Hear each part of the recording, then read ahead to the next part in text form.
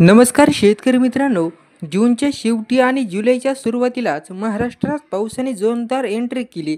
यंदाचा मान्सून देशभरात दमदारपणे सक्रिय झाला असून आता त्याचा प्रभाव महाराष्ट्रातील अनेक जिल्ह्यातही स्पष्टपणे जाणवत आहे. भारतीय हवामान खात्याने येत्या 4 दिवसांसाठी विविध भागांमध्ये येलो आणि ऑरेंज अलर्ट जारी केला आहे. त्यामुळे नागरिकांनी सतर्क राहण्याचं आवाहन करण्यात आले.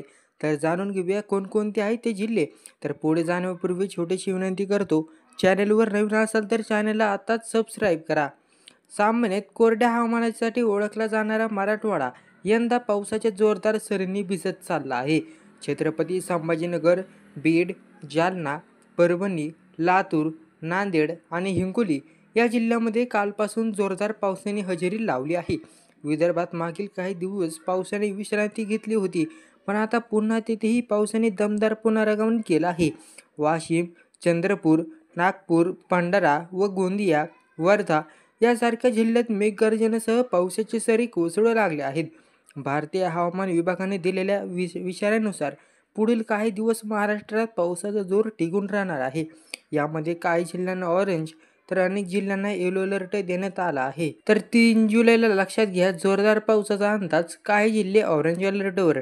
ऑरेंज अलर्ट म्हणजे मध्यम ते तीव्र पाऊस. त्यात आहेत रायगड, रत्नागिरी, पुणे घाटमाथा, विशेष मुळशी, भोर, वेल्हे भाग आणि सातारा घाटमाथा. येलो अलर्टमध्ये मुंबई, ठाणे, पालघर व नाशिकचा घाटमाथा परिसर, सिंधुदुर्ग, कोल्हापूर व संपूर्ण विदर्भ, नागपूर, अकोला, अमरावती, चंद्रपूर, भंडारा, वर्धा व गोंदिया. मराठवाडा जिल्हे जालना, बीड, लातूर, नांदेड, परभणी, हिंगोली. तर राज्याच्या कोकण किनारपट्टीवर विशेष मुंबई, रायगड, रत्नागिरी, सिंधुदुर्ग भागात जोरदार पावसाच्या सरी पडत आहेत. हवामान खात्याचा सतत बदलणाऱ्या अंदाजामुळे प्रशासन सतर्क आहे.